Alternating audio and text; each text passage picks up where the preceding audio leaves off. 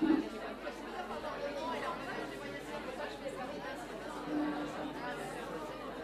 à toutes et tous.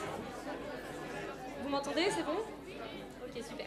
Donc, bienvenue à la base. Donc, la base qui est la base d'action sociale et écologie, qui a été donc créée en mars 2019 et qui a pour but donc d'organiser aussi des événements, de sensibiliser les citoyens et les citoyennes à aux questions d'écologie, de justice sociale.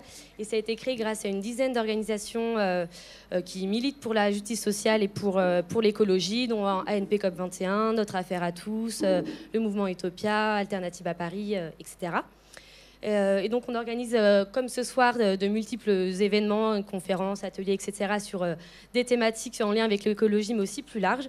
Et donc ce soir, on a décidé d'organiser un événement sur l'écoféminisme, parce que donc, écologie et féminisme ont un lien, tout comme la société climaticide et sociétés patriarcales ont un lien, tout comme les inégalités entre les femmes et les hommes et le dérèglement climatique ont un lien, et tout comme le pouvoir des femmes et la préservation de la planète. Donc c'est tous ces parallèles, toutes ces convergences des luttes qui vont être mis en place aujourd'hui, enfin vous êtes exposés aujourd'hui, mais aussi dans d'autres événements, parce que donc, cet événement est le premier événement du cycle sur les écoféminismes, et il y en aura d'autres en janvier et en février. Donc, pour ce premier événement, on accueille Yveline Nicolas, qui est la coordinatrice de l'association Adéquation, donc qui va vous parler des écoféminismes sous une perspective plutôt politique et historique. Et donc, Yveline, tu vas faire à peu près un exposé d'une trentaine de minutes, et après il y aura un échange du coup avec vous. Et ensuite, on va accueillir aussi Solène Ducréto, qui est membre du collectif Les Engraineuses, qui est là-bas. Donc, je la laisserai vous expliquer ce que c'est. Et donc, ça sera sous forme de conversation avec Selma. Et ensuite, c'est pareil, il y aura un temps d'échange avec vous. Donc voilà, je te laisse la parole, Yveline. Ok, merci. Bon, je vais me lever et m'asseoir, histoire de bouger, parce que si je suis assise, les gens ne me voient pas, mais j'ai un problème avec la lumière. Je suis une militante, d'ailleurs, de la pollution lumineuse, qui est très mauvaise pour la biodiversité et pour la concentration en général. Merci en tout cas à la base de m'avoir invitée pour parler de... Alors on a mis, je crois, le titre au pluriel, les écoféminismes, ce qui est important dans la mesure où je pense qu'il y a maintenant quasiment autant de définitions de ce qu'est l'écoféminisme que de personnes qui se revendiquent de l'écoféminisme, du fait d'ailleurs que depuis l'origine, l'écoféminisme est intrinsèquement lié à des démarches ou des expériences à la fois personnelles et collectives, mais la façon de le définir est extrêmement liée à une pratique, à des pratiques. Ce que je vais faire, pour autant, l'intervention qu'on m'a demandée aura pour objectif de rappeler le contexte historique de l'émergence de cette notion d'écoféminisme et aussi les fondamentaux qui, à mon avis, traversent l'écoféminisme, quelles que soient les définitions, les milieux, les pays qui sont concernés. Je vais me présenter rapidement. Donc moi, je suis engagée depuis des années, on peut même dire maintenant des décennies, à la fois dans les questions d'écologie et dans les questions de féminisme. Donc pour moi, en fait, tout naturellement, le lien a toujours été fait, même s'il n'a pas forcément été théorisé d'emblée, notamment quand j'étais jeune, mais enfin j'étais dans les deux. Et mon parcours personnel, c'est un parcours d'avoir toujours travaillé en association, ONG de solidarité internationale, notamment avec l'Afrique, association environnementaliste, développement durable. Et c'est à partir de ça, et notamment après le sommet Rio+10 en 2002, qu'avec d'autres personnes, on a décidé de créer l'association Adéquation, qui avait justement pour vocation à réfléchir à la dérive ou l'évolution du concept de développement durable, qui d'ailleurs est démodé maintenant, puisqu'on parlera plutôt de transition écologique, mais enfin, peu importe les termes, et de réintroduire la question des droits humains et la question en particulier du genre et de l'égalité femmes-hommes, qui en fait était un des fondamentaux à l'origine du développement durable en 92 et qui s'est un peu évaporé progressivement. Voilà, ça c'est pour resituer.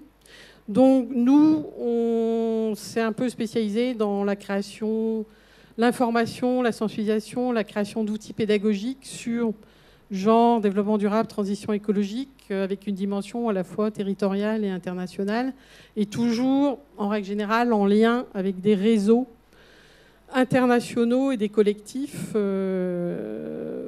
ici et au sud, et en particulier des réseaux de femmes et féministes qui, depuis des décennies aussi, suivent, par exemple, les négociations internationales sur le développement durable ou sur le climat.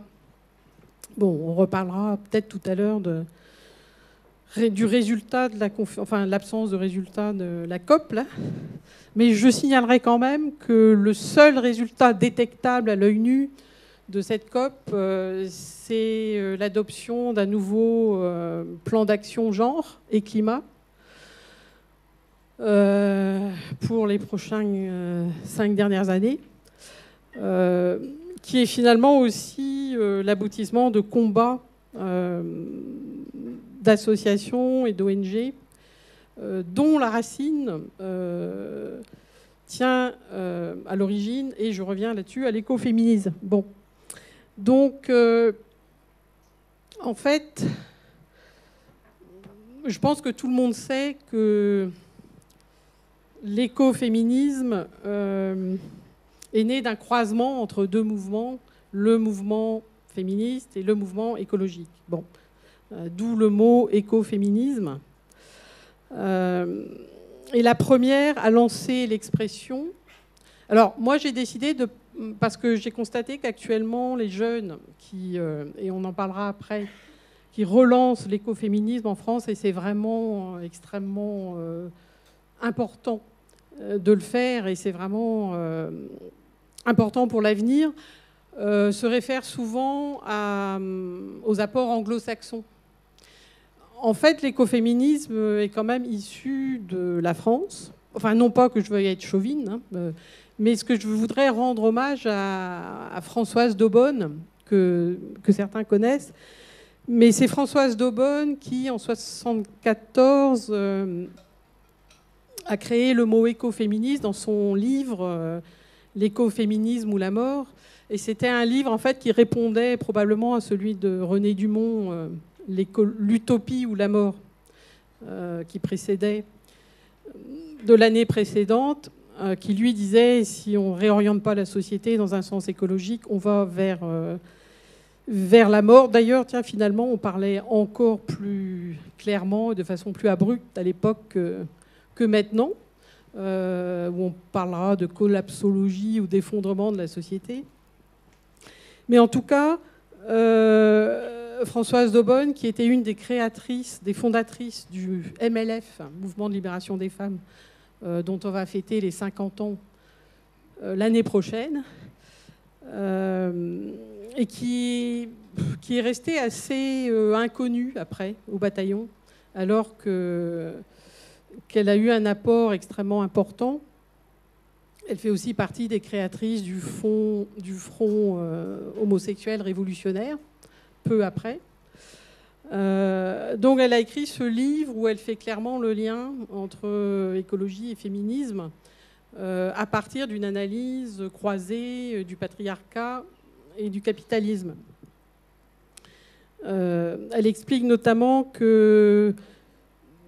Bon, on ne va pas revenir sur l'histoire. J'ai dit que je faisais un historique, mais on peut remonter au néolithique, hein, au moment où il y a eu une sédentarisation et où s'est créée progressivement une appropriation à la fois des terres, de l'agriculture, mais c'est aussi l'époque où finalement il a fallu s'approprier la notion de filiation et donc le travail reproductif et la fécondité des femmes, parce qu'à partir du moment où la propriété privée s'instaure, il faut pouvoir la transmettre, et c'est toute une structuration sociale qui commence à se mettre en place. Bon, elle fait remonter ça à cette époque-là, et d'autres, et des anthropologues l'ont fait aussi.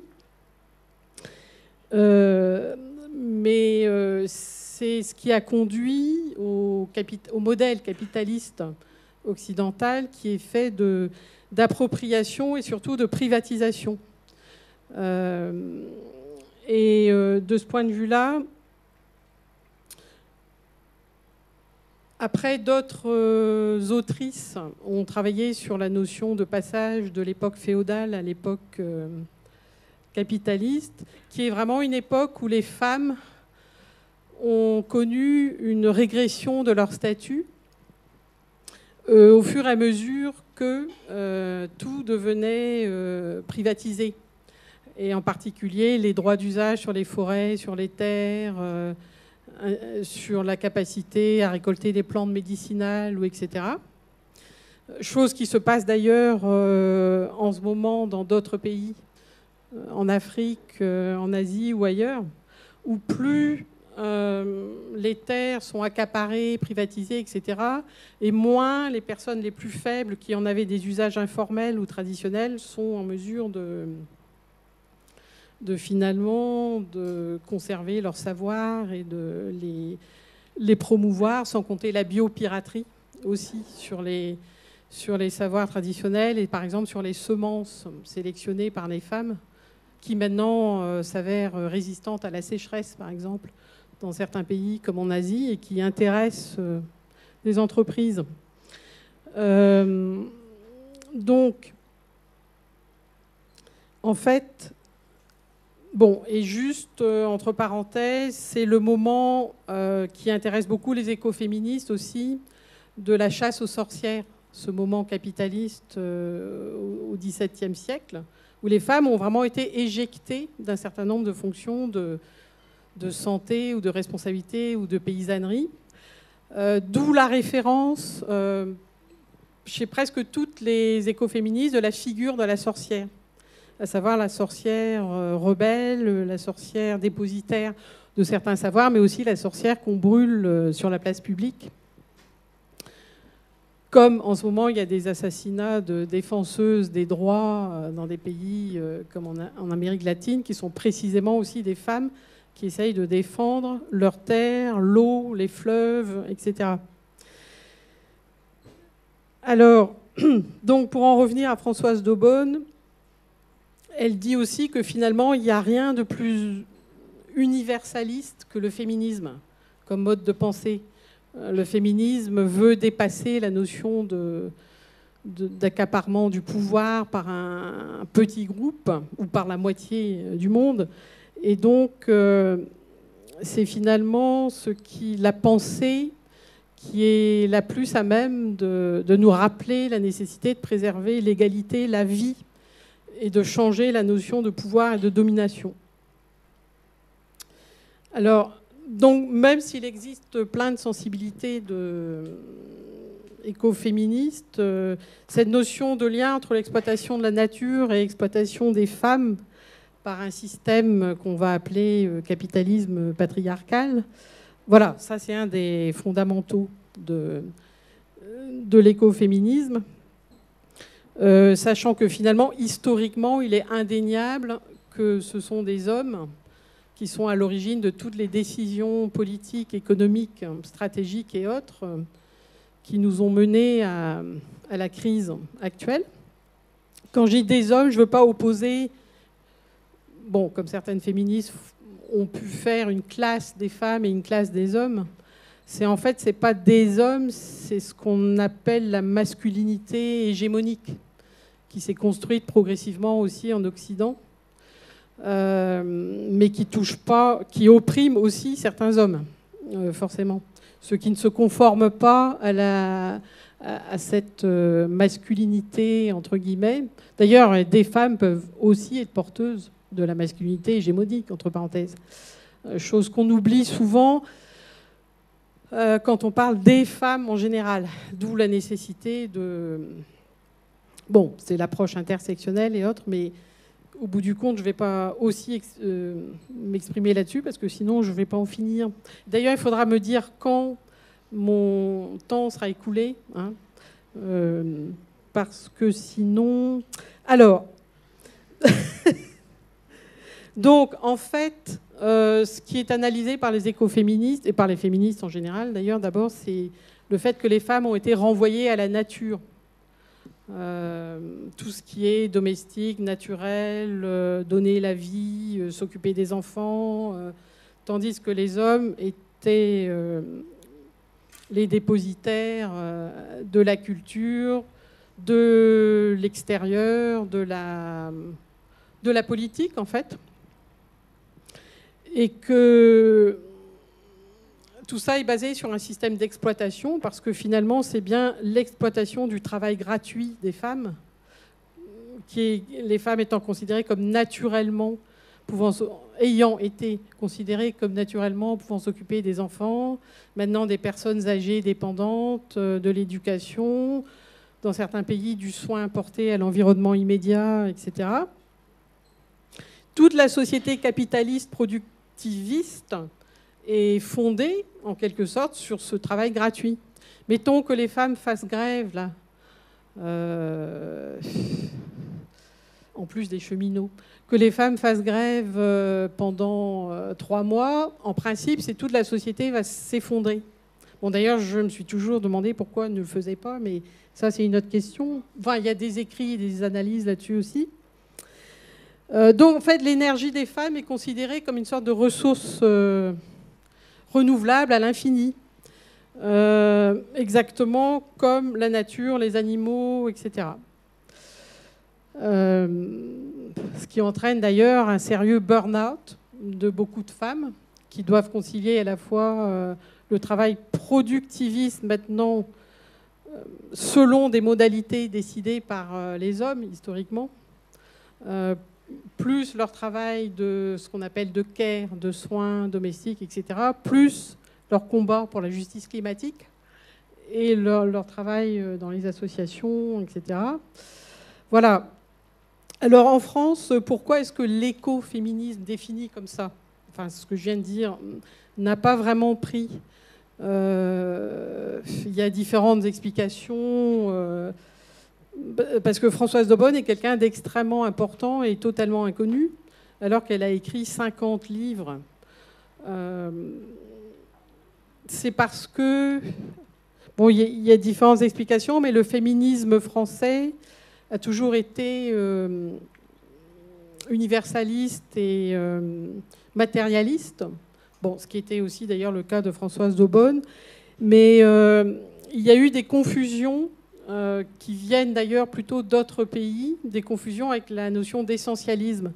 C'est-à-dire que dans d'autres pays, notamment en Allemagne, dans la sphère anglo-saxonne, ou qui se sont emparés de l'écoféminisme, il y a eu un certain nombre de groupes qui parlaient ce qu'on appelle de façon essentialiste, c'est-à-dire en considérant vraiment qu'il y a une essence et une nature féminine, une essence et une nature masculine, et que les femmes, du fait qu'elles sont porteuses, qu'elles procréent, qu'elles portent les enfants, sont porteuses de la vie.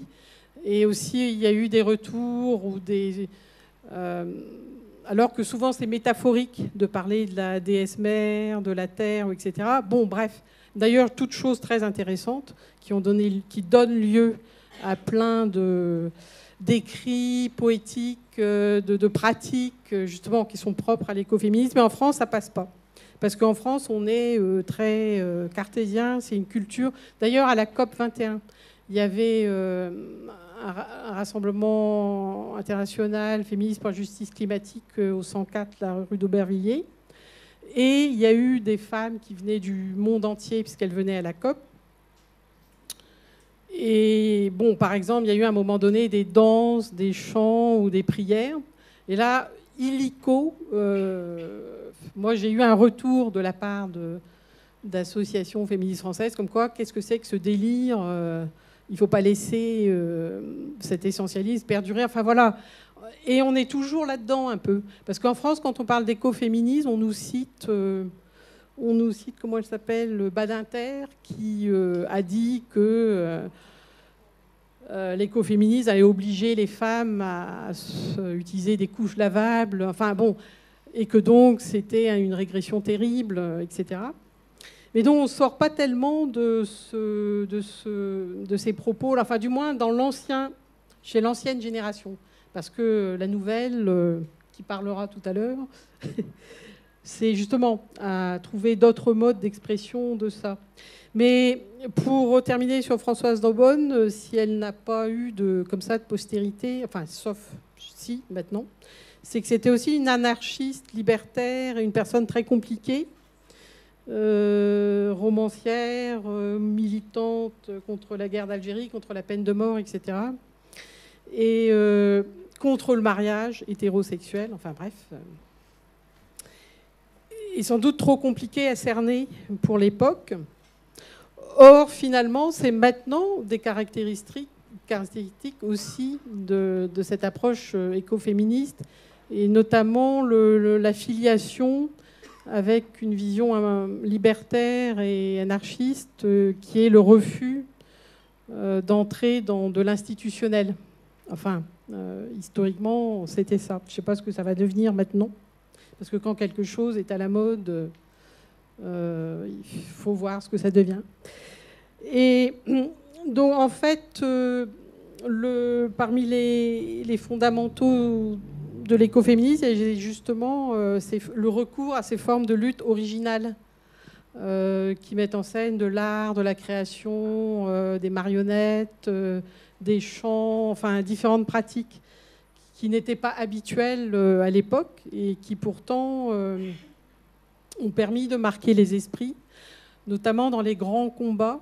Alors là, je suis dans les années 80 au début, les grands combats contre le nucléaire, et le nucléaire à la fois civil et militaire.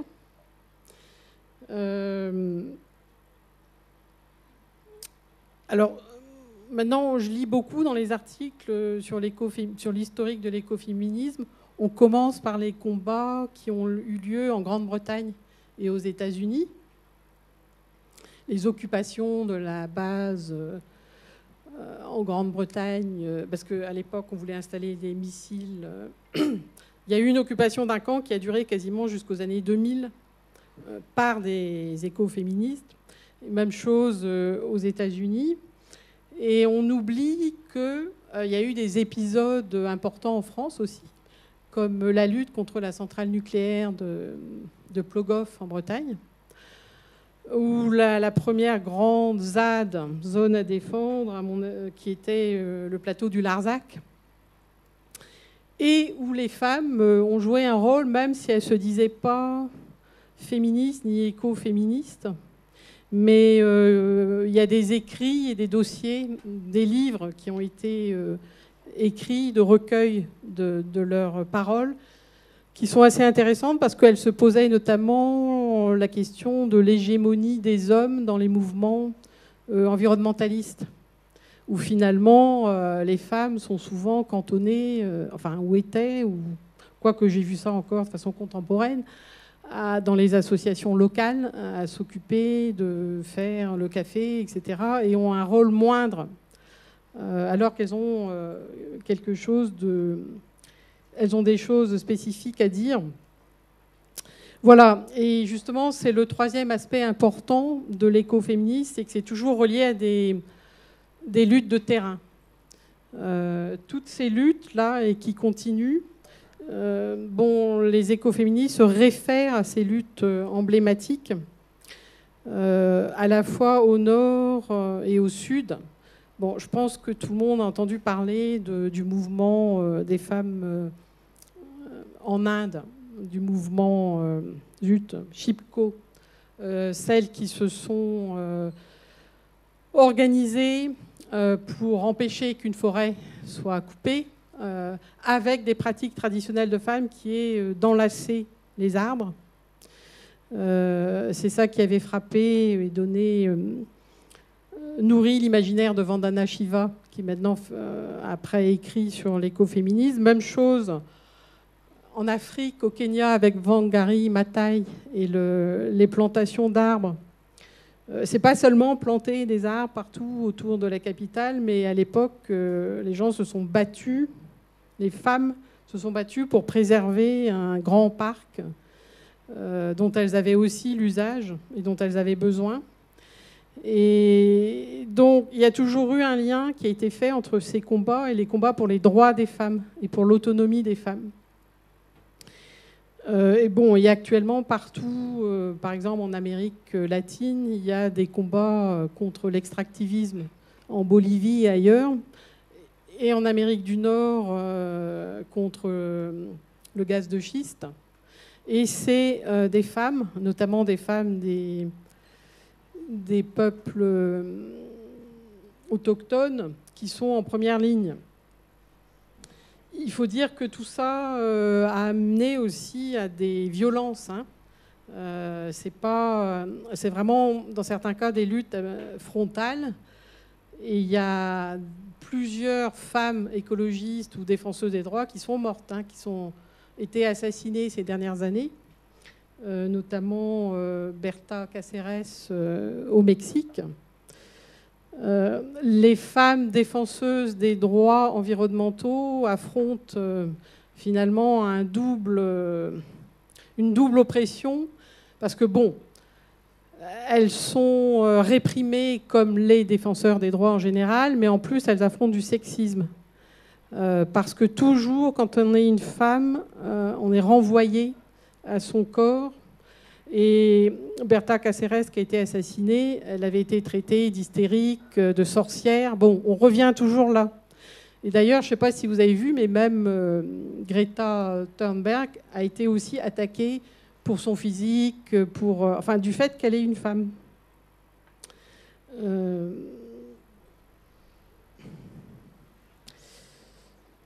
Donc, voilà, toujours la figure de la sorcière, et c'est pour ça qu'elle est aussi importante, parce que, bon, la sorcière finit assez facilement sur un bûcher, comme vous savez.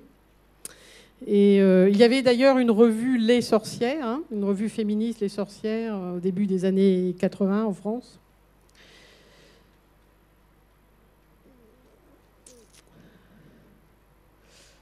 Voilà, donc je suis en train d'essayer de voir. Est-ce qu'on peut me dire combien de temps il me reste? Ah bon.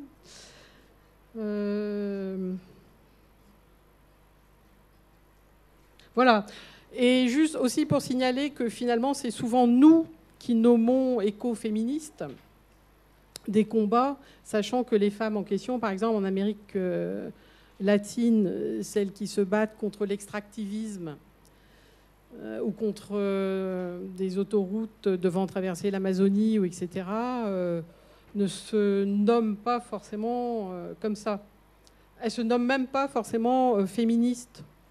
Elles considèrent qu'elles défendent leur territoire, leur corps, le droit de leur communauté à exister. Après, il y a aussi des réseaux écoféministes qui se fédèrent dans ces pays-là et aussi en Asie, enfin un peu partout d'ailleurs maintenant en ce moment.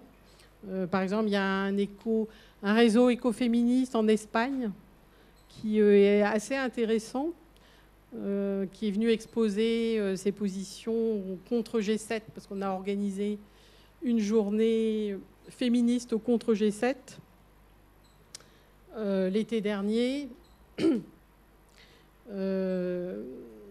qui montrait que finalement, il y a énormément de mobilisation en cours sur ces questions, mais qu'un peu partout, il y a ce problème de peut-être que d'autres féministes comprennent mal la notion d'écoféminisme, où il y a maintenant une sorte de bataille, finalement, entre ce qu'on pourrait appeler le féminisme libéral et l'écoféminisme.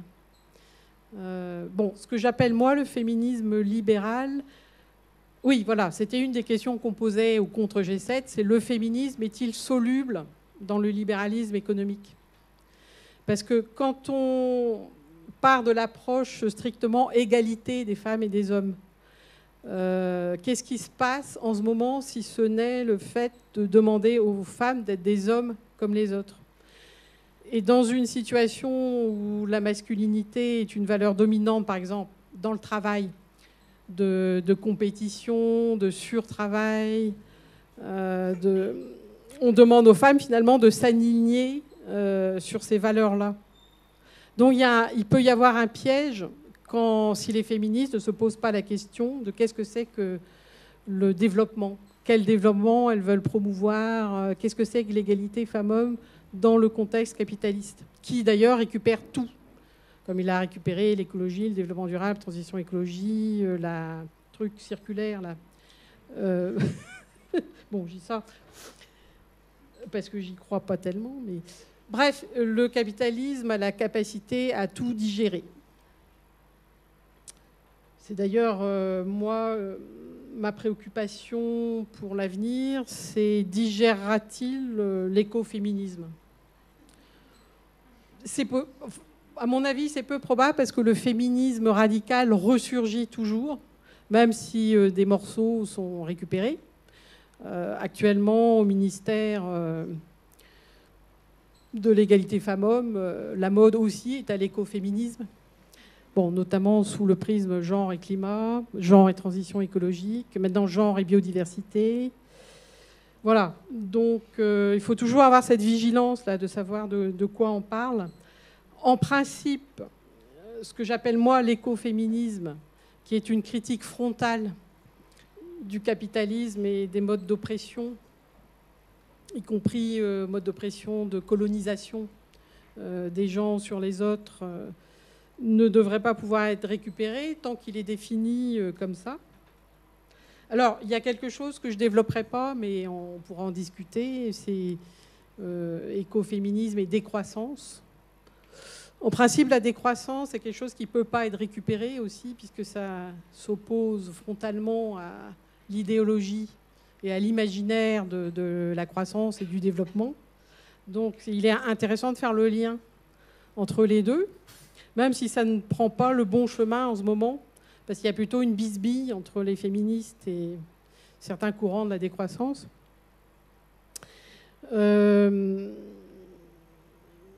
Voilà. Donc pour finir, oui, je voulais parler aussi d'un... Bon, on a parlé pas mal des luttes de terrain, mais il y a un corpus absolument gigantesque et fascinant de travaux de recherche, écoféministes ou sur femmes, genre, environnement, etc. Mais malheureusement, presque tout est en anglais. Enfin bon, il y a des traductions, mais c'est que des extraits. Et donc, il y a toute une partie du dialogue qui un peu disparaît parce qu'il est plutôt dans la sphère anglo-saxonne. Et en particulier, c'est le dialogue qu'il y a eu jusqu'au début des années 2000 entre les chercheurs ou les théoriciens de la deep écologie, écologie profonde, et certaines philosophes de l'écoféministes qui ont mis l'accent sur le fait que généralement les milieux environnementalistes ou écologiques profonds parlent de l'homme en général.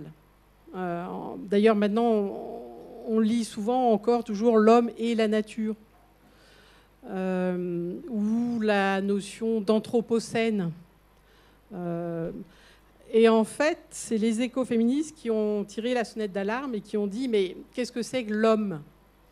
Quand vous parlez d'homme de façon neutre ou d'espèce humaine versus nature, ou d'espèce humaine qui est en train de détruire la nature, il faudrait voir de quelle espèce humaine on parle et réintroduire la notion de classe sociale, de rapport de domination, etc., à l'intérieur de l'espèce humaine. Sinon, ça tourne en rond. Voilà. De la même façon, il y a aussi un dialogue assez intéressant dans l'écoféminisme avec la lutte antispéciste et animaliste. Ces courants ont souvent cité le sexisme comme modèle, de même que les féministes citaient le racisme aussi, comme modèle d'oppression, de colonisation, d'invisibilisation finalement de l'importance d'être sensible et de leur exploitation, qui pour les animaux atteint un paroxysme dans la civilisation industrielle. Voilà, ça c'est quelques petits points pour montrer que finalement le féminisme et l'écoféminisme restent des enjeux importants, non seulement de combat de terrain, mais aussi d'alimenter la réflexion et d'avoir un éternel regard critique, quoi. Et ce, dans un moment où la masculinité dominante est en train de ressurgir et est extrêmement liée avec le climato-scepticisme. Et je terminerai là-dessus. Actuellement, ceux qui sont à la fois climato-sceptiques sont des suprématistes blancs. Trump, c'est vraiment l'exemple tellement caricatural, mais aussi maintenant le Brésil, l'Italie, enfin, ça ressurgit quand même un peu partout. Et systématiquement, on peut voir qu'il y a un lien entre ça, entre ce mépris de la nature et ce refus même ce refus finalement d'écouter des vérités scientifiques ou autres, et le mépris des femmes, le sexisme, les violences contre les femmes. Voilà. Donc tout ça pour dire que face à ce péril à la fois climatique plus masculiniste, je pense que l'écoféminisme est un pôle de résistance. Merci.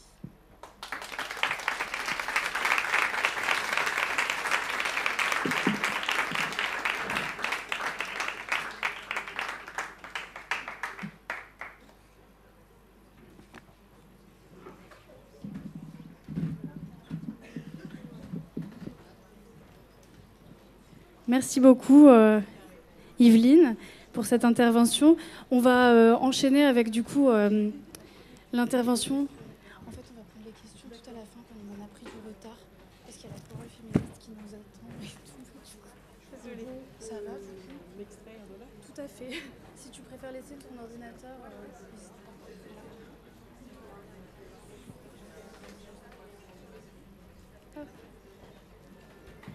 Super.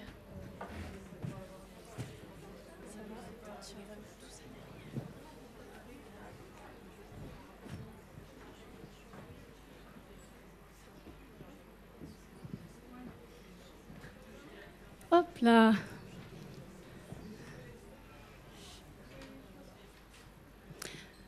Donc merci Yveline Nicolas pour cette intervention qui pose les bases de l'écoféminisme et de ses racines historiques. Maintenant, on va enchaîner du coup avec une intervention de Solène Ducretot, qui fait partie du collectif des Engraineuses, qui est un collectif féministe. Peut-être que vous le connaissez. Merci Solène de venir ce soir à la base pour nous parler d'écoféminisme. Je vais commencer peut-être par te demander, donc toi tu fais partie du collectif des Engraineuses, est-ce que tu peux nous expliquer un peu de quoi il s'agit, ce collectif, et qu'est-ce que vous y faites ? Oui, donc les Engraineuses, on est une jeune association, ça fait un tout petit peu plus d'1 an qu'on existe. Et on s'est créé avec la volonté de contribuer à faire connaître le mouvement de l'écoféminisme en France. Et donc on a créé ce qui l'année dernière était le tout premier festival écoféministe de France, qui s'appelle Après la pluie. Et voilà, notre vocation, c'est de créer des événements pour parler, un peu comme ce soir, pour parler de ce que sont les écoféminismes, aborder différentes thématiques de tous ces mouvements qu'on peut trouver, et voilà, ancrer ça aussi dans la pratique, qu'on ne soit pas que dans des conférences où on retransmet du savoir, mais aussi qu'on soit dans l'expérience avec des ateliers, voilà, avec plein de choses différentes. Merci. Et du coup, toi, ton regard aujourd'hui sur l'écoféminisme, comment tu expliques cette émergence aujourd'hui, cette sorte de vague d'intérêt assez récent, depuis quelques mois en gros, pour l'écoféminisme en France. Tu l'expliques comment, justement en partant des initiatives que vous observez avec les engraineuses? Ouais. Ben, je pense que, comme l'a dit Yveline, de toute façon, le contexte social international a créé un espèce de terreau fertile pour refaire naître l'écoféminisme en France, ou le faire naître, parce qu'il n'a pas vraiment, à part Françoise Daubonne, il n'a pas vraiment existé. Et c'est ce qui fait qu'aujourd'hui, de plus en plus de personnes s'intéressent à ce mouvement-là, de par des peurs politiques, des peurs environnementales, la conscientisation du fait que les femmes sont les premières victimes de à peu près toutes les crises qui puissent exister, et qu'on ressent ce besoin de transformer cette peur en pouvoir, et l'écoféminisme propose ça comme alternative, propose des pratiques, des idéologies, une philosophie qui font tous ensemble qu'on on a un espèce de nouveau modèle de société qui est proposé comme une alternative à celui qui existe aujourd'hui. D'accord, mais du coup, alors, ce qui est intéressant, moi, ce que j'observe, c'est que beaucoup de gens découvrent l'écoféminisme et se posent la question de cette articulation, mais ont parfois du mal à voir comment ça se manifeste concrètement, par quelles initiatives, comment sur le terrain les écoféminismes se manifestent, en France et ailleurs d'ailleurs. Vous, parmi les engraineuses, vous voyez quoi comme principale initiative qui émerge sur le terrain comme ça ? Ce qu'on peut peut-être déjà dire ou rappeler, c'est qu'effectivement, dans l'écoféminisme, il y a deux grandes branches, on va dire.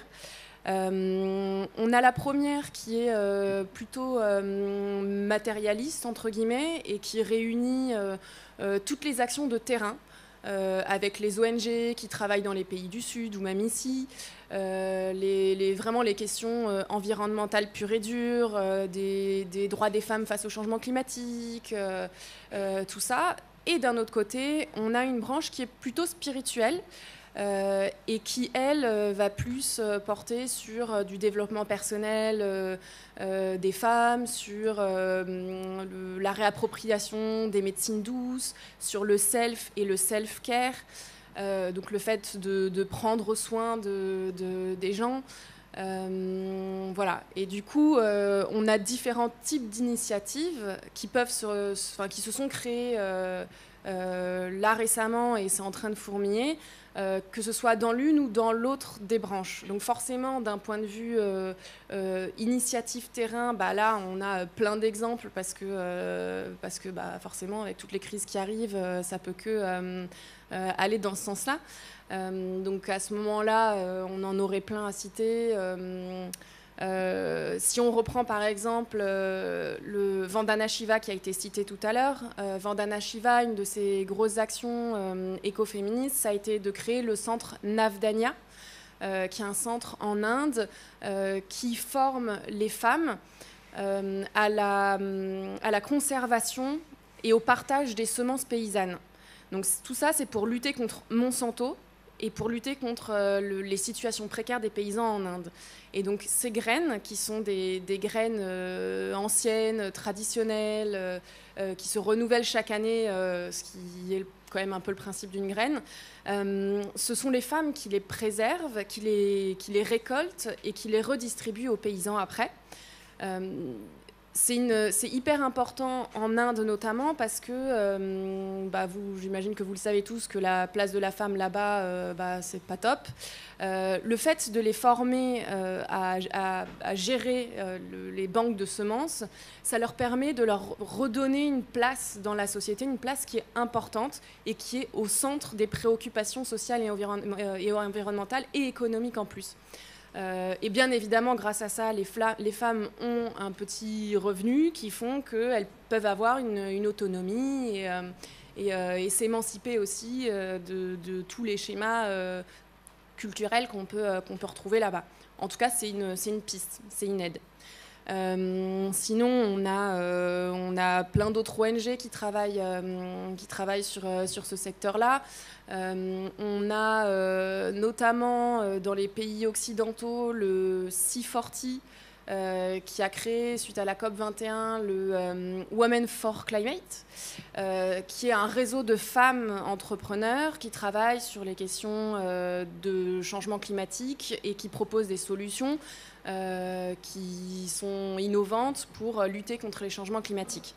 On a d'autres ONG qui travaillent aussi sur les questions nord-sud, mais ça j'en parlerai peut-être un petit peu après. Si on s'intéresse à la branche spirituelle, on voit qu'il y a de plus en plus de jeunes femmes qui se lancent dans la naturopathie, dans l'appropriation des médecines douces, soigner avec les pierres, se mettre au yoga. Tout ça, je pense qu'on connaît tous aussi. Et puis après, j'ai toute une petite liste que je peux vous citer. On a de plus en plus d'initiatives qui se créent aussi autour des femmes en réinsertion qui travaillent sur des questions d'économie circulaire, de réemploi, de plein de choses comme ça. À ce niveau-là, on a notamment Fleurs de Cocagne, où ce sont des femmes en réinsertion qui travaillent sur de l'agriculture biologique de fleurs. On a Food de rue, qui est une initiative qui est au Grand Voisin aussi, et qui fait de la transformation d'aliments qui allaient être jetés en confiture, en pot, et ce sont des femmes en réinsertion qui organisent tout ça. Sur des questions plus spirituelles en France aussi, on a un mouvement qui est en train de se créer qui s'appelle Reclaiming France et Île-de-France, qui est un groupe Facebook qui partage plein d'articles, de plein de choses différentes, de pensées sur les questions à la fois d'environnement en lien avec la spiritualité, donc avec une ADN très forte de sorcière. Je sors mon anti-sèche, vous m'en voudrez pas. On a aussi une initiative qui est top, qui s'appelle Tree Sisters aux États-Unis, qui, pareil, rassemble tout plein de femmes qui se mettent à replanter des millions d'arbres et qui, en parallèle de tout ça, font plein d'ateliers d'empowerment pour développer le leadership au féminin. Dans la même idée, on a une initiative qui nous vient du sud de la France, qui s'appelle les Earthship Sisters, dont l'objectif est de développer l'empowerment au féminin, mais dans les secteurs environnementaux. Parce que ça, on se rend compte que c'est un des gros sujets sur lequel il faut travailler en ce moment. Parce que si on regarde un peu les chiffres de ce qu'on appelle l'économie sociale et solidaire, c'est-à-dire le secteur qui regroupe les fondations, les ONG, les associations, les startups sociales. En fait, on se rend compte que c'est un secteur qui est majoritairement féminin, avec plus de 60 ou 70% de femmes qui travaillent dans ces secteurs-là. Mais en fait, dès qu'on touche aux sphères décisionnelles, en fait, un peu comme dans tous les secteurs, forcément, ça pêche. Il y a vraiment très très peu de femmes qui sont à la tête des fondations, des ONG, des associations. Et si on veut peut-être que les choses elles changent sur un point de vue environnemental, effectivement, déjà le fait qu'il y ait plus de femmes dans ces cercles de décision, ça peut peut-être faire avancer les choses. On discutait récemment notamment avec Fanny Petitbon, qui s'occupe du lobbying chez CARE, l'ONG CARE France. Elle nous racontait qu'il y a quelques mois, elle était un des grands sommets qui réunissait plus de 80 ONG en France, qui réunissait tous les directeurs, je dis forcément ça parce que voilà, tous les directeurs d'ONG d'Europe sur des questions, comment définir une ligne stratégique sur les prochaines années, sur les thématiques majeures prioritaires. Et en fait, sur les 80 décideurs, il n'y avait que 3 femmes. Et parmi les 3 femmes, il y avait elle, qui n'est pas présidente de CARE. Elle remplaçait son boss, qui est donc un homme. Il y avait, la directrice d'Oxfam France, qui est, quelqu'un peut me rappeler, Cécile Duflot, et une troisième qui est, je sais plus qui. Du coup, on se dit forcément, les choses elles peuvent que aller plus lentement si on a aussi peu de femmes qui sont représentées dans ces secteurs-là, sachant que la grosse partie de l'effectif des femmes dans l'économie sociale et solidaire, ce sont tous les secteurs du CARE, c'est-à-dire que ça prend en compte tout le secteur hospitalier. Donc ce sont toutes les infirmières, les aides-soignantes, tout ça, qui sont des métiers qui sont grandement dévalorisés, des métiers qui sont sous-payés. Les femmes sont majoritairement en temps partiel. Elles sont, comme dans tous les secteurs à peu près, payées entre entre moins 20 et moins 23% que les hommes. Donc voilà, donc ça c'est une des grosses questions aussi de l'écoféminisme et des initiatives qui se créent aujourd'hui, c'est comment remettre comment essayer de faire en sorte à ce qu'il y ait plus de femmes qui soient décisionnaires, qui fassent partie des leaders, et comment revaloriser aussi tout le travail de ces femmes qui se battent au quotidien pour faire des choses géniales et essayer de faire avancer les choses, quoi. Super, génial. Non, mais c'est vrai que c'est intéressant parce que là, tu nous parles de plein d'initiatives qui existent un petit peu dans le monde entier et aussi qui permettent de donner un peu des exemples concrets de comment la cause écologique et féministe s'articule.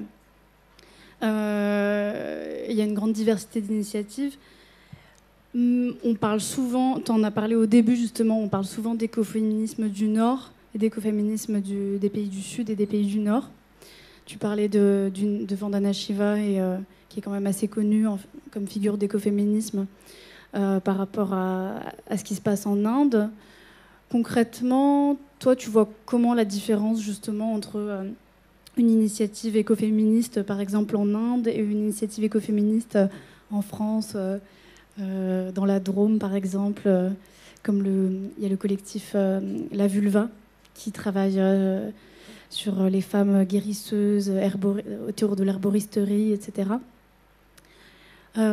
Concrètement, pour toi, c'est quoi les grandes différences entre des écoféminismes plutôt des pays occidentaux et des pays du Sud ? Alors, je ne sais pas s'il y a des grosses différences, parce qu'on va retrouver un peu des choses similaires, que ce soit dans le Nord ou dans le Sud, mais effectivement, ce dont on peut se rendre compte, c'est que dans les pays du Nord, on aura peut-être plutôt tendance à aller vers des questions vers la sphère spirituelle que vers la sphère matérialiste, tout simplement parce qu'on n'est pas confronté aux mêmes urgences de changement climatique. Donc du coup, on va plutôt retrouver une figure écoféministe qui va se traduire dans les pays occidentaux via des choses plutôt artistiques, des représentations en illustration, en dessin, en chant, en poésie, en théâtre, en plein de choses comme ça.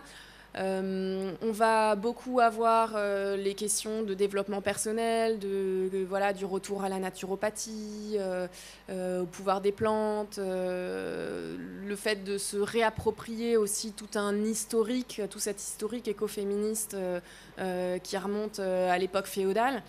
Là où on va plutôt avoir des questions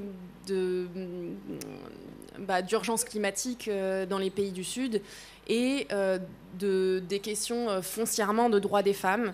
Un exemple que donne régulièrement CARE, pour revenir à cette association qui est hyper active justement dans les questions de droits des femmes face au changement climatique, c'est qu'en fait elles ont monté il y a quelque temps une action qui a été complètement un échec sur l'écoféminisme, où elles ont proposé à des... Alors, je ne sais plus dans quel pays d'Afrique c'était, mais elles ont proposé aux femmes de s'émanciper via des tout petits apports économiques en leur faisant des micros... pas des micro-prêts, mais en leur proposant de faire des micros... ah putain, comment ça s'appelle mais non, c'est pas microcrédit justement. C'est pour ça que l'initiative c'était pas de l'assurance, c'était de mettre de côté en fait chaque mois un petit peu d'argent. Micro-épargne, voilà. De faire de la micro-épargne. Et donc, elles les ont formées à ce que c'était la micro-épargne parce qu'elles se sont rendues compte que c'était les femmes qui géraient l'argent du foyer. Donc, en faisant ça, les femmes, petit à petit, réussissaient à mettre de l'argent de côté, à avoir au final, à la fin du mois, à chaque fois, un petit pécule qui faisait qu'elles pouvaient investir dans l'éducation des enfants, dans des choses pour elles, dans des projets économiques d'avenir, voilà, des choses comme ça. Donc, d'un point de vue purement pratico-pratique, l'expérience était un succès, mais en fait, en parallèle, elles se sont aussi rendues compte que les violences faites aux femmes, dans le coin où elles ont fait cette expérience, a monté en flèche. Elles ont fait une étude terrain pour se rendre compte et essayer de comprendre pourquoi il y avait ce phénomène-là. Et en fait, le souci, c'est que en s'occupant des femmes, elles ont mis de côté les hommes. Et de cette façon-là, les hommes se sont à la fois sentis exclus et il y a des frictions qui se sont créées parce que tout d'un coup, les femmes avaient pas plus de pouvoir que les hommes, mais les hommes ne comprenaient pas cette situation et se sentaient atteints à la fois dans leur masculinité et dans leur système social. Donc du coup, forcément, ça créait des soucis.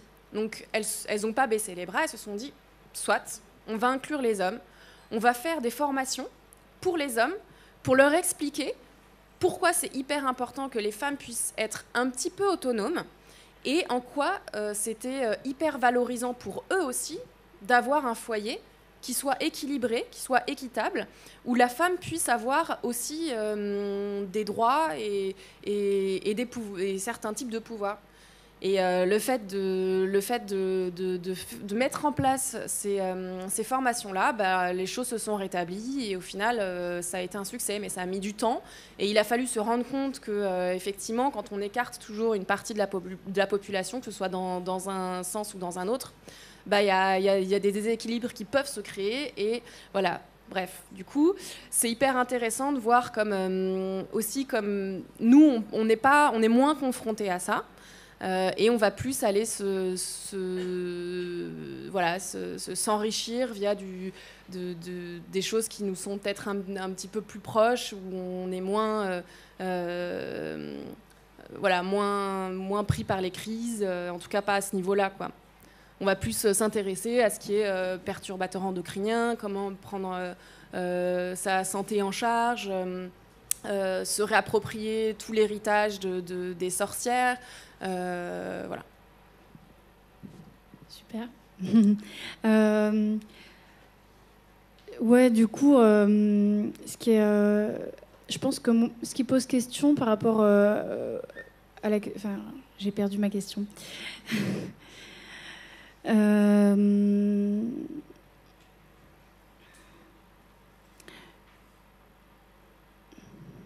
Si tu veux, je peux te faire gagner du temps en parlant d'une autre initiative.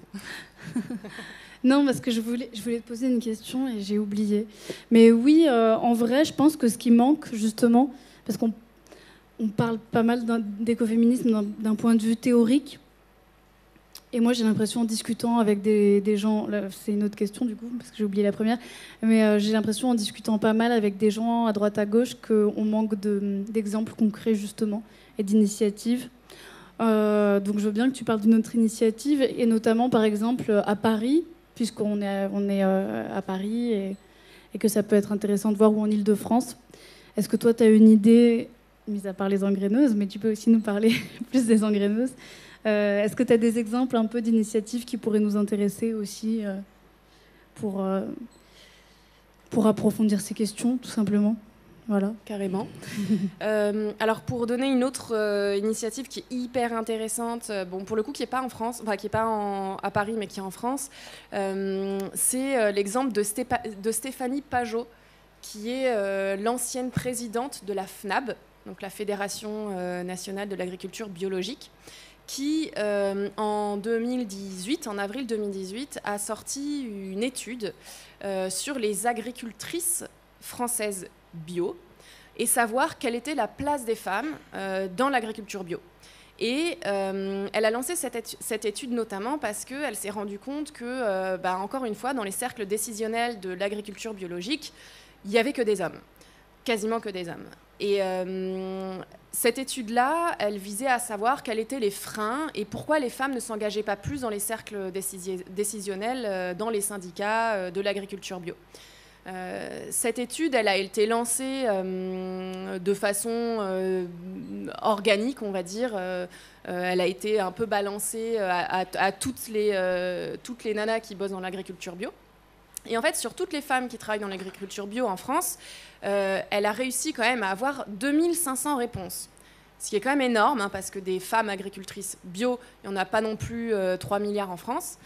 Et les résultats de cette étude, ils sont assez intéressants parce qu'ils montrent qu'à la fois les femmes qui se lancent dans l'agriculture bio, elles sont pas forcément issues de l'agriculture, du milieu de l'agriculture en général. Que je crois que c'est 65% de ces femmes-là donc, ne font pas partie du milieu de l'agriculture, qu'elles s'installent souvent à 40% toutes seules et pas en couple, pas en conjoint, pas en partenariat avec d'autres personnes.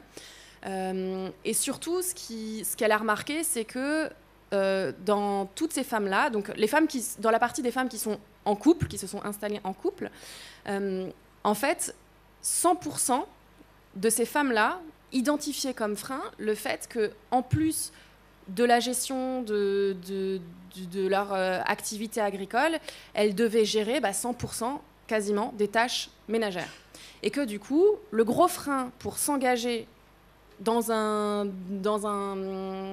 syndicat ou dans les cercles de décision, c'était le temps. Et ça, on s'en doute un peu tous et toutes que c'est pas gagné de trouver des solutions. Voilà. Il y a quand même, du coup, des groupes qui se sont mobilisés, notamment en Bretagne, où les femmes agricultrices se sont mobilisées et pour pallier à ça, ont créé des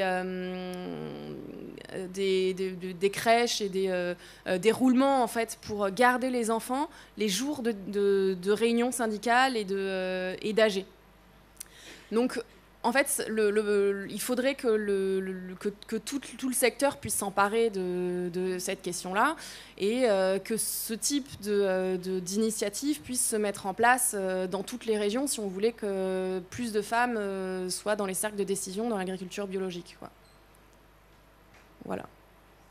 Je ne sais plus s'il y avait une question. Ok, si. Oui, non, c'est un bon exemple en France, mais ça me fait rebondir sur une autre thématique qui est intéressante d'aborder, c'est la question de l'essentialisme.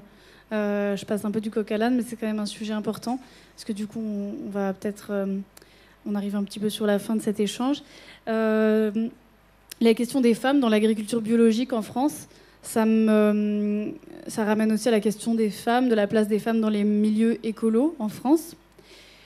Et récemment, je suis tombée sur une citation de Pierre Rabhi, qui est quand même une figure importante dans l'écologie en France, qui parlait de la complémentarité entre femmes et hommes et du fait que, j'ai pas la citation, je la connais pas par cœur, mais en gros, il se positionnait pas tellement pour l'égalité entre femmes et hommes, plus pour la complémentarité de l'un et de l'autre, en disant...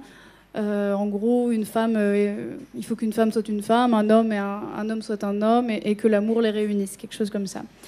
Donc, c'était assez étonnant. Bon, après, Pierre Rabhi, il est aussi connu un peu pour ses propos un petit peu homophobes, je crois, sur certains sujets. Bon, il a été un peu critiqué là-dessus.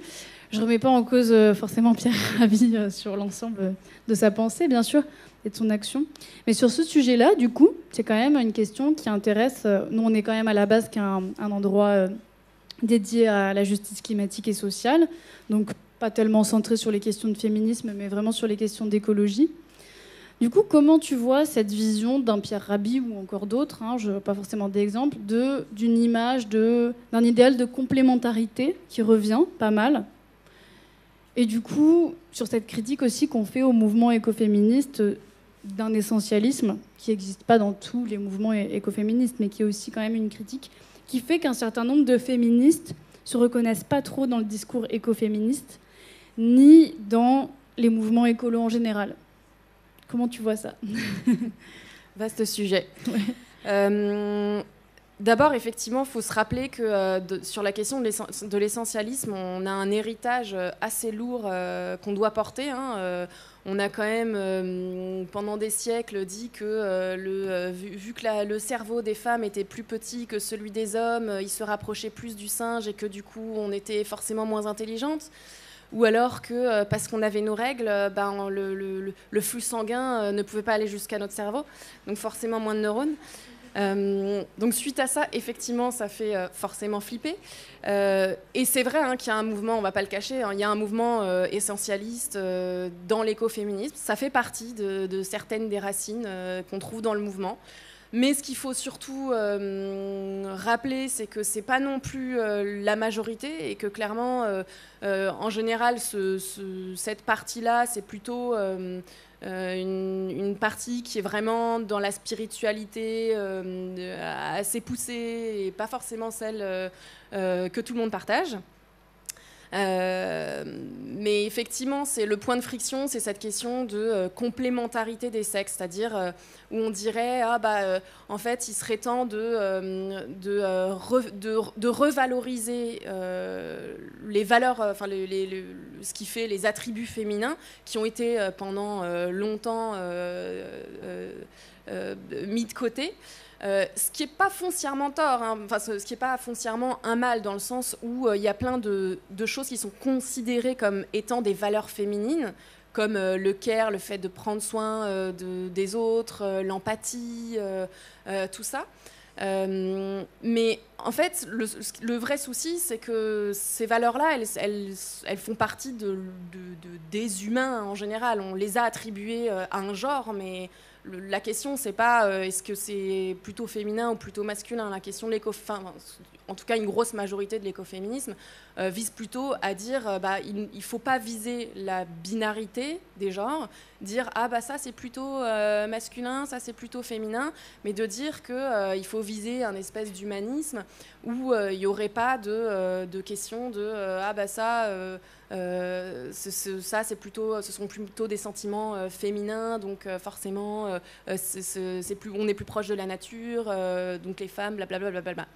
Ce que dit notamment Star Hawks à ce sujet, c'est que Star Hawks, qui fait partie des figures de proue de l'écoféminisme, mais plutôt dans la branche spirituelle, elle explique que l'idée, ce serait de pouvoir passer de ce qu'elle appelle le pouvoir sûr, c'est-à-dire de cette espèce d'oppression patriarcale et de tous ces fameux sentiments qui sont censés être masculins, et donc à partir au genre masculin, de passer de ça à ce qu'elle appelle le pouvoir du dedans, c'est-à-dire valoriser la richesse de chacun, de chacune, et de pouvoir construire une société sur cette richesse-là, qui favorise la diversité et qui va forcément nous amener vers quelque chose de plus équitable, de plus juste et de plus intéressant, et de plus inclusif. Génial, merci pour cet éclaircissement, parce que c'est toujours un petit peu le point de, je pense, la difficulté, le frein un petit peu justement pour intégrer ces questions-là. Super, je pense qu'on arrive... en fait, j'ai envie de laisser du temps pour des questions, comme vous êtes nombreux et nombreuses, du coup, que ce soit l'occasion d'avoir un échange, et également avec Yveline. Je pense que peut-être... Tu nous expliquais que les Engreneuses étaient à l'origine donc du premier festival écoféministe en France. Est-ce que c'est quelque chose que vous avez envie de continuer? Comment voilà. Ouais, bah on a l'édition 2 du festival qui va arriver d'ici quelques mois. Ce sera pour la rentrée de 2020. Et on va changer de lieu. Donc on change de saison, on change de lieu. Et l'objectif, ce sera encore une fois d'expliquer au grand public ce que sont les écoféminismes, avec toujours à la fois le côté transmission et le côté expérience. Donc voilà, on vous invite à checker les réseaux sociaux pour suivre nos actualités. On a notamment une conférence qui est organisée aussi le 19 janvier à la Maison des acteurs du Paris durable, dont le titre s'appelle « Liberté, égalité, sororité, le terreau de l'écoféminisme », où on va parler de toutes les valeurs de l'écoféminisme comme proposition de modèle pour une nouvelle société qui soit justement plus juste, plus équitable, plus durable, tout ça. Voilà. Super, merci beaucoup Solène, c'est super intéressant. Merci. Du coup, on retient cette date du 19 janvier. Et du coup, on peut avoir les infos sur le site des Engraineuses ou sur la page Facebook des Engraineuses, c'est ça? C'est ça. On n'a pas encore publié l'événement, mais ça sera fait demain. Maintenant, on va passer peut-être à un temps d'échange. Du coup, je vais donner mon micro à Yveline. Et alors non, avant peut-être, je vais donc on va faire un temps d'échange d'une vingtaine de minutes et ensuite, juste pour vous prévenir, il y a une petite, pas si petite, il y a une chorale féministe qui nous a fait l'honneur de venir à la base ce soir. Donc après les questions, elles viendront pour nous chanter des chansons féministes. Voilà, comme ça vous... Donc d'ici une vingtaine de minutes. Et on passe du coup aux échanges, si vous avez des questions à poser à nos deux intervenantes. Voilà, merci.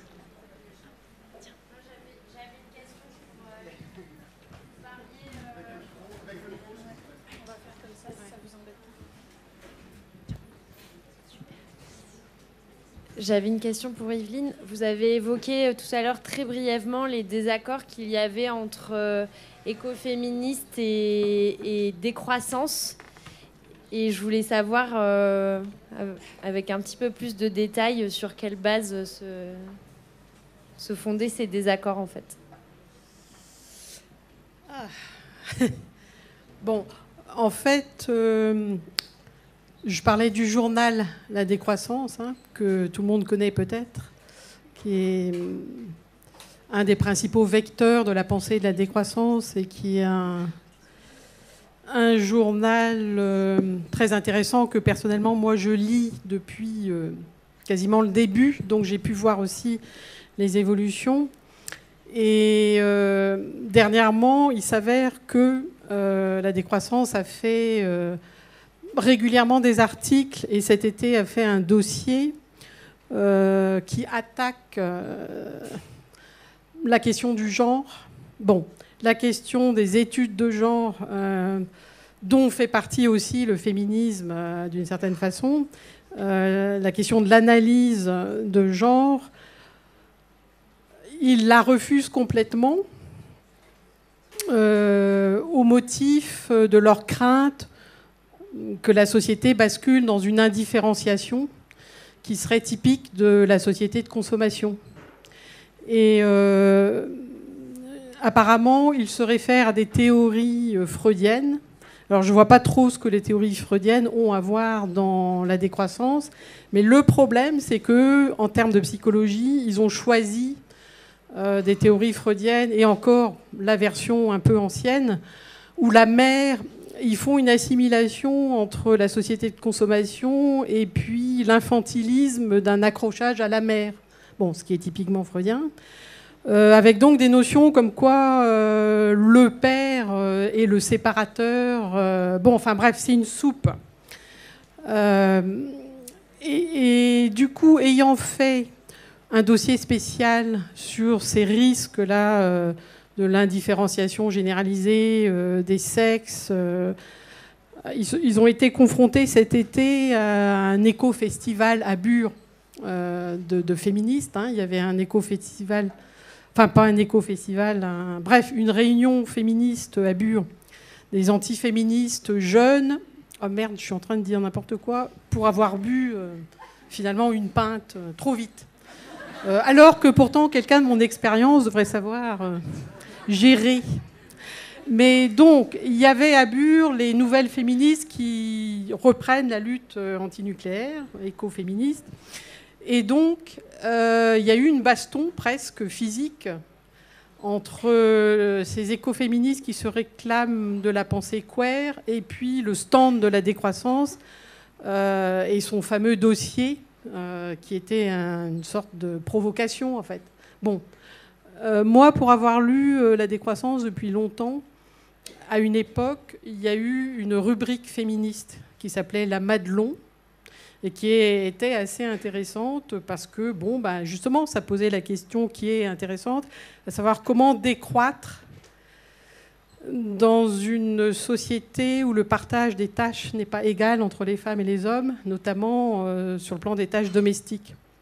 La décroissance est impossible dans ce contexte-là parce que les femmes auront tendance forcément d'abord à devoir travailler plus, comme font les hommes, et aussi à utiliser... Bon, c'est pas Moulinex libère la femme, mais c'est ce genre de choses. Or, le journal La Décroissance refuse apparemment ce débat. Et par ailleurs, je ne sais pas si vous lisez le journal, mais il n'y a que des hommes. C'est-à-dire c'est quand même un petit peu anormal. Un journal et un courant qui n'est représenté que par des hommes, où 100% du journal est écrit. Donc, pour moi, il y a un problème, mais qu'ils ne veulent pas aborder. Et c'est tout à fait regrettable, parce que du coup, le débat, il est en suspens entre la notion de décroissance et la notion d'écoféminisme. Mais enfin, j'ai l'intention d'essayer de reprendre ce débat et de les interpeller là-dessus. Cela dit, ils ont raison sur certains points. Hein. Eux, ce qu'ils craignent, par exemple, c'est la tendance et la dérive transhumaniste.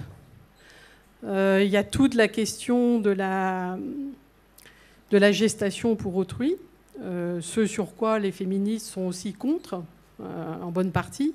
Donc il y aurait des ponts à faire entre les deux, la marchandisation du corps des femmes. Mais il l'aborde de façon avec une théorie freudienne que les féministes ne peuvent pas accepter parce qu'elles l'ont réfutée historiquement. Voilà. Je ne sais pas si j'ai répondu. J'ai envie de dire un point de vue, peut-être. Je pense que dans notre combat, on ne doit pas tomber dans le même piège que l'esprit contre les hommes. Et d'abord, ne pas sous-estimer aussi bien le travail manuel que, je me rappelle, ma mère, elle avait sur son pièce d'identité derrière, c'est marqué « Femme sans travail » alors qu'elle se levait le matin pour laver le linge, chercher le charbon dans la cave, et etc. Tout ce travail, préparer ses enfants pour qu'ils passent à l'école, etc. Et donc, il y a ce que moi j'appelle ce travail invisible, parce qu'il n'apporte pas d'argent, mais qu'il est aussi utile. Et ce travail, il doit appartenir à n'importe quel être humain, qu'on soit homme ou femme, et que nous, en tant que femmes, nous ne devons pas tomber dans le même piège. Je te combats pas toi parce que tu es un homme, mais c'est parce que tu entraves ma respiration. Et en entravant la mienne, sans le savoir, tu entraves la tienne. Et il ne faut pas qu'on tombe dans le piège. D'abord, il n'y a pas travail supérieur, travail inférieur. Moi, je me rappelle, suite à 68, même avant 68, le manuel était vécu comme rien et l'intellect comme supérieur. Et on te dit, le manuel n'est rien. Puisqu'il n'a pas de tête. Mais l'intellect, est-ce qu'il s'est posé la question, à quoi lui sert sa tête sans ses mains? À quoi ça sert un grand chirurgien avec tout son savoir que ça doit lui dire sans ses mains? Dans les hôpitaux, pourquoi on sépare un travail? J'ai beau être opéré par un grand chirurgien sans la femme de ménage qui entretient, etc. Mais comment peut-on aborder ce problème qui se pose à nous sans faire l'effet inverse pour que celui qui se sent, qui est né malgré lui un homme ou un garçon, se sent victime à cause du comportement de son père. Je ne te combats pas toi parce que tu es un homme, mais c'est parce que tu entraves ma respiration. Mais j'ai vu des femmes, une fois avec le pouvoir, quand j'allais à la mairie ou autre, ils étaient, j'allais dire, excusez-moi, pire, comme si pour se sentir roi, il faut être plus pire qu'un roi, c'est-à-dire se comporter. Voilà, dans nos luttes, ne perdons pas ça, excusez-moi.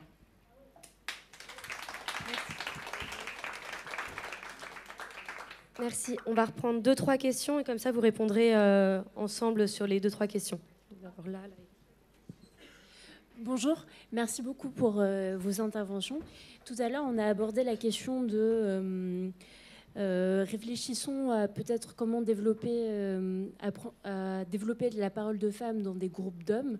Et justement, personnellement, comment vous faites pour développer votre leadership féminin? Déjà, y a-t-il un leadership féminin? Est-ce que c'est différent d'un leadership masculin? Et en tant que femme et peut-être groupe plutôt dit dominé, comment faire entendre dans un parole dans le groupe dominant? Voilà, merci. Est-ce que vous m'avez entendu? Oui. On prend 2 autres questions en même temps et comme ça vous répondez à la suite. Oui, bonsoir. Merci pour vos interventions déjà. Moi, j'avais une question sur. Alors, moi, je découvre un peu le concept d'écoféminisme depuis quelques mois et il y a notamment un podcast à soi qui a sorti 2 épisodes. Dont le deuxième était vraiment très pédagogique là-dessus, je trouve. Je vais me lever pour voir les intervenants. Moi, j'avais une question. C'est en fait, il y a d'autres courants ou un autre courant du féminisme qui est très en vogue aussi ces dernières années, qui est le féminisme intersectionnel. Et moi, j'aurais bien voulu savoir un peu quel lien vous faites un peu entre les deux, parce que ça m'a vraiment frappé là dans les interventions que justement les questions d'intersectionnalité et notamment d'antiracisme, ça m'a pas frappé qu'elles apparaissent. Ça me frappe d'autant moins et je me mets dedans que là, je vois qu'on est quasiment que des blancs entre guillemets, parce que c'est plus une construction sociale qu'autre chose. Mais et alors Yveline l'a effleuré, il me semble, lorsqu'elle a abordé la question de la suprématie blanche au Brésil. Mais justement, en fait, j'étais un peu sur ma faim parce que, en fait, il y a plein de choses qui font le lien entre écologie et féminisme sur le fait que pendant longtemps, nos sociétés se sont justement ont maintenu cette idée que l'humain est séparé de la nature et que c'est pour ça, par exemple, une des raisons pour lesquelles il ne faut pas parler des règles, parce que en fait, ça nous renvoie aussi à l'état de nature, etc. Et je me dis, en fait, dans cette vision, il y avait aussi une approche raciste qui était, en fait, l'homme ou l'humain occidental s'est éloigné de la nature, alors que les autres sont des petits sauvages, plus proches de la nature, etc. Donc, voilà, moi, j'aurais bien voulu savoir un peu comment vous faites, comment vous voyez ça un peu, comment vous faites le lien entre ça. Je vous laisse peut-être répondre à ces 2 questions qui sont déjà assez conséquentes. Pour commencer sur la première question, est-ce qu'il y a un leadership au féminin? Effectivement, j'en suis pas trop sûre. Ou en tout cas, est-ce que le leadership au féminin dans l'écoféminisme ressemble à celui qu'on pourrait trouver dans d'autres secteurs, on va dire? J'en suis pas trop sûre non plus. En tout cas, ce qu'on appelle le leadership au féminin dans l'écoféminisme, ou en tout cas ce qu'on aimerait viser, ce serait plutôt quelque chose qui ressemblerait à de l'empowerment des femmes, c'est-à-dire briser ce fameux syndrome de l'imposture, où on a toujours l'impression de jamais être à sa place, où on n'ose pas prendre la parole, voilà, il y a plein de choses que notre plafond de verre nous empêche de faire. Déjà, réussir à aller de tout ça, au-delà de tout ça, ce serait un des pas vers un leadership, en tout cas, qui est plus centré sur les femmes. Les écueils qu'il faudrait réussir à éviter, ce serait ressembler à un leadership au masculin, c'est-à-dire ce fameux pouvoir sur c'est-à-dire essayer d'y arriver jusqu'au bout, quitte à écraser les autres. Bon, je schématise un peu forcément, hein, tous les hommes ne sont pas comme ça. Mais voilà, réussir à mettre en place plus de coopération, ce qui est déjà le cas, hein, on se rend compte que dans les milieux, dans les entreprises, en fait, les attitudes que les femmes auront vont plus viser à une durabilité de l'entreprise plus qu'à une performance croissante de l'économie de l'entreprise, quoi. C'est-à-dire qu'elles vont favoriser le management, les décisions sur le long terme. Voilà. Le leadership au féminin, ce serait s'intéresser à ça et se dire comment on peut réfléchir à des nouveaux modèles qui feront qu'on puisse proposer un modèle qui soit plus juste, plus équitable, plus durable. Ce sont notamment l'initiative dont je vous parlais, les Earthship Sisters par exemple, c'est ce qu'elle essaye de faire, développer le leadership féminin en mettant des femmes sur des bateaux, en leur faisant faire des voyages au plus proche de la nature pour faire sauter ce plafond de verre, faire sauter leur peur et les mettre vraiment les mains, bon du coup c'est pas dans la terre mais dans l'eau, pour faire tout ce travail sur elles-mêmes et pouvoir ensuite se diriger vers des secteurs de l'économie sociale et solidaire. Et ce que disait aussi Starhawks, c'est que y a plein de choses qu'on peut mettre en place dans des groupes de femmes, dans des groupes de parole de femmes, pour réussir à avoir un échange qui soit fructifiant. Et elle propose tout un tas de types de rôles à prendre en charge dans les groupes de parole. J'ai ramené une petite bibliographie, vous pourrez checker les livres juste après. Donc, dans Rêver l'obscur de Starhawks, il y a tout un chapitre sur ça, sur comment mettre en place des groupes de parole qui soient favorables et qui soient positifs, quoi. Voilà, je ne sais pas si tu veux rajouter des choses.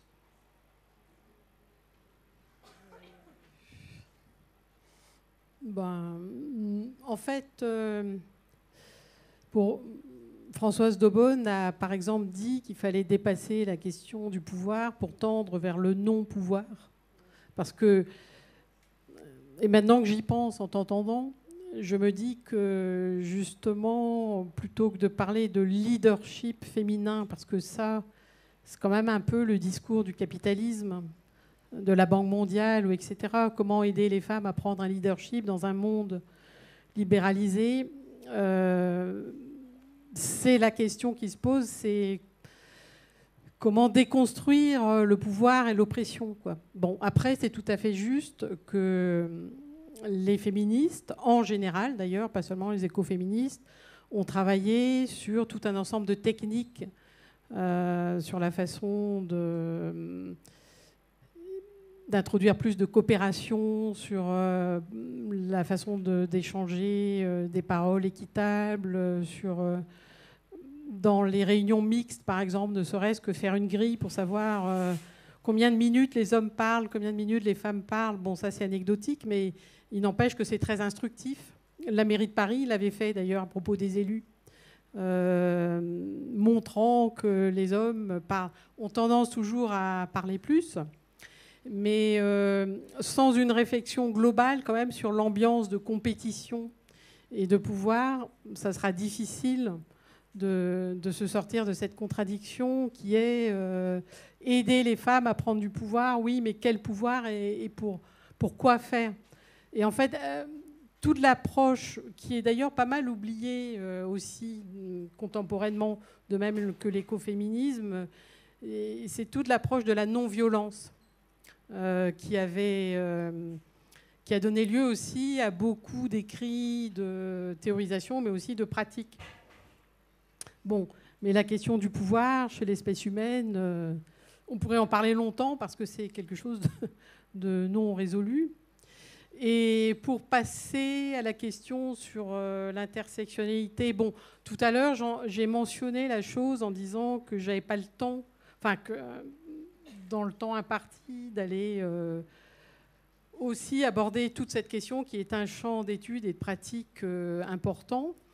Mais néanmoins, bon, ce que je disais aussi, c'est qu'à l'intérieur de l'écoféminisme, il y a eu dès le début la réflexion sur l'articulation entre les différentes oppressions. Et en particulier l'oppression des femmes, l'oppression colonialiste, parce que la critique du patriarcat et de la masculinité, c'est bien aussi la critique d'une hégémonie qui s'est constituée dans les siècles derniers, mais qui s'est radicalisée au XIXe siècle, menant à la colonisation. Et voilà, et aussi le fait de ne pas considérer les femmes ou la femme comme une entité, mais comme un ensemble de groupes sociaux. Actuellement, finalement, ce qui fait la paix des ménages dans une certaine classe sociale, c'est aussi le fait d'avoir des femmes migrantes qui s'occupent des enfants, etc. Donc il y a toute une réflexion à mener là-dessus et qui doit être menée, à mon sens en tout cas, dans un cadre écoféministe. Après, juste, je dirais que sur l'intersectionnalité, il y a pas mal de confusion en ce moment. C'est pour ça que je ne voulais pas en parler, parce que pour moi, c'est une approche sociologique du croisement et de l'addition de rapports de pouvoir, de discrimination, etc. Alors qu'actuellement, il y a beaucoup de gens qui le voient comme une sorte de question identitaire. Les identités de genre, sexuées, etc. Et ce qui n'est pas du tout la même chose, en fait, de revendiquer telle ou telle identité. Et ça crée pas mal de conflits et de discussions en ce moment, il faut dire, entre les féministes, enfin pas entre les féministes, mais d'une manière générale, quoi. Bon, je pense que ça serait bien que la base fasse peut-être quelque chose sur l'intersectionnalité un jour, en réfléchissant bien comment l'aborder, etc. Mais en tout cas, ce qu'on appelle maintenant l'intersectionnalité, c'est quelque chose que les féministes, dès les années 60-70, ont théorisé de toutes sortes de façons, sans que ça s'appelle intersectionnalité, qui de nouveau est un concept anglo-saxon, mais issu de milieux juridiques. C'est pour ça que c'est pas forcément transposable tel quel. Je ne sais pas si tu veux rajouter. Ouais, peut-être juste un dernier petit mot, en disant que je pense qu'il faut rappeler aussi que l'écoféminisme en France, c'est un mouvement qui est tout nouveau, qui est en train de renaître de ses cendres, du coup, mais qui débute à peine. Du coup, en tout cas, nous, avec les Engraineuses, le travail qu'on fait avec le festival, c'est déjà de recenser les initiatives écoféministes qui existent en France, qu'elles soient officielles, entre guillemets, ou pas. Et on a déjà beaucoup de mal à trouver des intervenantes qui soient prêtes à prendre la parole sur le sujet de l'écoféminisme. Parce que soit elles le sont foncièrement, mais elles ne connaissent pas le mouvement. Elles ou il, on a aussi des intervenants. Elles ne connaissent pas le mouvement et donc du coup on fait un gros travail de pédagogie à leur expliquer ce que c'est l'écoféminisme et justement briser ce plafond de verre qui fait qu'elles se disent genre, ah mais je me sens pas légitime à parler de ce sujet-là alors qu'en fait ça fait 10 ans que je travaille sur des actions écoféministes. Donc ça c'est une première chose. Et une deuxième chose, du coup, forcément on est en train de découvrir plein d'initiatives et sur cette question d'intersectionnalité. Il n'y a pas encore beaucoup d'intervenants et d'intervenantes qui se sentent de prendre la parole sur ces sujets-là. Donc, je lance un appel, parce que nous, ça fait un moment qu'on essaye d'organiser une conférence sur l'intersectionnalité. Si jamais vous connaissez des personnes qui accepteraient d'intervenir sur un des sujets intersectionnels, on serait ravis d'avoir des contacts parce qu'effectivement, en fait, ça fait foncièrement partie des valeurs de l'écoféminisme. Une des premières choses qu'on dit à chaque fois dans l'écoféminisme, c'est que la sororité, c'est quelque chose d'hyper important. Donc, effectivement, de toute façon, la convergence des luttes, ça fait partie de l'ADN de l'écoféminisme. Mais voilà, il faut que le réseau se crée en France. Ça prend petit à petit. Mais effectivement, c'est aussi un appel. Si vous vous sentez de prendre la parole dessus ou connaissez des personnes, allez-y parce qu'en fait, effectivement, il y a déjà plein de mouvements écoféministes qui sont en train de se créer, qui ont aussi envie de prendre la parole dessus. Et ça fait partie des problèmes en interne de se dire, mais en fait, on trouve personne. Donc go Go for it. Génial, merci beaucoup. Il y a une dernière. Alors, on peut peut-être accepter une toute petite dernière question. Mais en fait, il y a une chorale féministe qui attend et qui a hâte de chanter pour nous. Alors pour info, bon, je sais pas pour toi, mais moi je reste après. Donc si vous avez d'autres questions, on peut papoter aussi. C'est aussi. Après, on va boire un verre. Et... Ouais, on va répondre très rapidement du coup. C'est pas essentiel peut-être de répondre, mais moi j'ai fait partie du MLF dans les années 70, donc je suis votre grand-mère. Alors j'étais à la fois féministe et écologiste, mais effectivement je ne théorisais pas du tout le lien. Et c'était la même chose pour toutes les femmes du mouvement, à part quelques-unes, dont Françoise Daubonne, qu'on connaissait bien sûr. Mais en fait on s'en méfiait quand même, parce que vous avez raison. On avait peur, en fait, d'être envoyé à un éternel féminin, à une nature féminine, qui renvoyait donc à cette sorcière. Et donc, ce qu'on réclamait à tout prix, c'était l'égalité, même si c'est pas forcément évident non plus, hein, parce que voilà, on est à la fois égal, et puis il y a quand même des différences. Et donc. Et en même temps, on s'identifiait aussi à la figure de la sorcière, puisque non seulement il y avait la revue Sorcière, mais moi j'ai fait partie du collectif de femmes qui avait créé une librairie qui s'appelait Carabosse, et qui était rue de la Roquette, et avec en vitrine justement une sorcière. Donc il y avait une sorte de tension finalement, hein. Et c'est aussi pour ça que je suis là ce soir, parce que maintenant je fais partie des mouvements écologistes. Et donc, je me sens écoféministe, mais c'est toujours pas forcément très clair chez moi, en fait. Je sens encore une sorte de grand écart entre l'envie de revendiquer finalement la sorcière ou certaines connaissances sur les plantes ou la santé ou autre, et puis le désir de ne pas être envoyé en fait à mes foyers et à une image féminine éternelle. Donc, est-ce que vous arrivez à dépasser cette tension ? Si vous avez le temps encore de répondre. Est-ce qu'il y a une voie médiane, finalement ? Non, mais je dirais que c'est d'autant plus dépassable que, d'une part, Françoise Daubonne n'a jamais été essentialiste, et que l'écoféminisme n'est pas un essentialisme.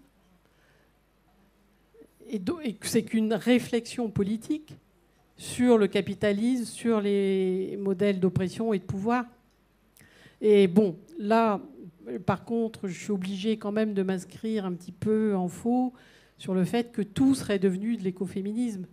La médecine douce, l'agriculture bio.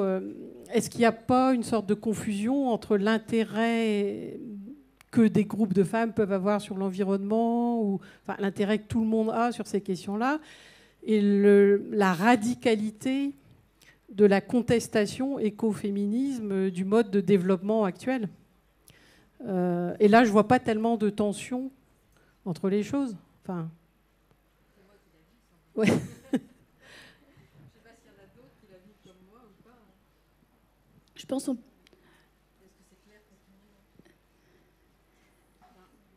Est-ce que ouais, il y a juste une dernière question, si elle est courte.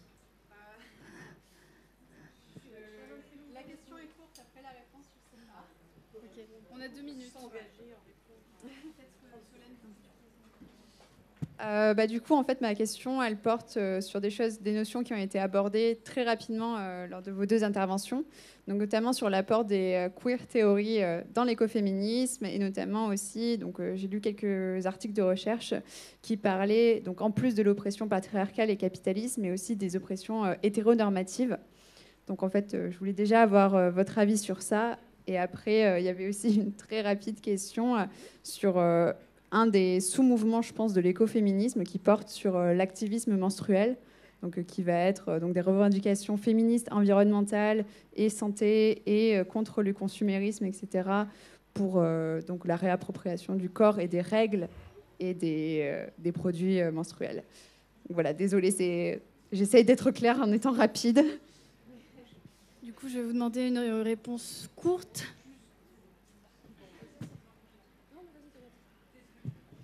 Non, mais c'est plus en quelque sorte une information. Moi, juste pour dire qu'effectivement, il y a des groupes écoféministes queer Et bon, encore faudrait-il définir ce que c'est, parce que là, c'est compliqué. Il y en avait d'ailleurs au moment de la COP 21. Et Françoise Daumone elle-même était queer. Bon. Et justement, elle a parlé d'emblée de la réfutation de l'hétéronormativité comme étant aussi un mode d'oppression, enfin en tout cas pas l'orientation sexuelle en tant que telle, mais la famille et l'organisation patriarcale que ça sous-tend. Juste pour ajouter une petite référence aussi sur les mouvements éco-queer, je vous invite à regarder ce que faisait le collectif Pansy. Il y a un très bel article aussi de Si Malfaire Molpois, j'espère que je le dis bien, qui justement parle de ces questions, qui se fait porte-parole des queers sur les questions écoféministes, qui a écrit des articles géniaux et qui parle aussi d'écosex, qui parle de toutes ces communautés aux États-Unis qui sont en train de se créer autour d'agriculture durable, en communauté queer. Enfin voilà, il y a plein de petites choses comme ça qui se font, qui sont géniales aussi. Effectivement, là, on n'a pas eu le temps d'en parler parce que forcément, il y a tellement de trucs à dire que voilà. Mais bon. Ah oui, et sur les questions menstruelles, c'est un autre sujet. Effectivement, on peut en parler pendant des heures, mais il y a effectivement une technique qui s'appelle la je ne sais plus comment ça s'appelle, où effectivement ça redevient à la mode comme façon de contraception, de prendre sa température tous les jours en fait, et de se rendre compte en fonction des courbes, les jours où on est en ovulation ou pas, donc les jours où il faut éviter d'avoir des rapports. Effectivement, c'est quelque chose qui revient à la mode. Il y a des débats autour de ça. Est-ce que c'est bien, est-ce que c'est pas bien? Je pense que c'est des questions de choix personnels et qu'il y a du bon à prendre dans un peu tout, quoi. Voilà. Ouais. Et si vous voulez, j'ai une petite bibliographie que vous pouvez venir checker. Donc Starro, que je vous ai montré tout à l'heure, Reclaim, forcément, que je pense tout le monde connaît. Et puis j'en ai deux petits nouveaux que les gens connaissent un peu moins en général. Les femmes au secours de la République, de l'Europe et de la planète. Et puis surtout celui-là, Faire partie du monde, réflexion écoféministe, qui est un recueil de textes qui nous vient du Canada, avec plein d'initiatives super et des exemples concrets qui ont été mis en place. Voilà.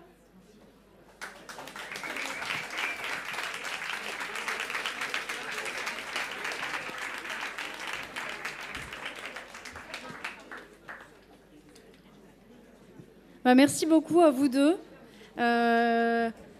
De toute façon, si vous n'avez pas eu le temps de poser les questions, on va, après la chorale, du coup, on va pouvoir boire un verre et avoir un petit échange. Du coup, je vous invite les filles à venir.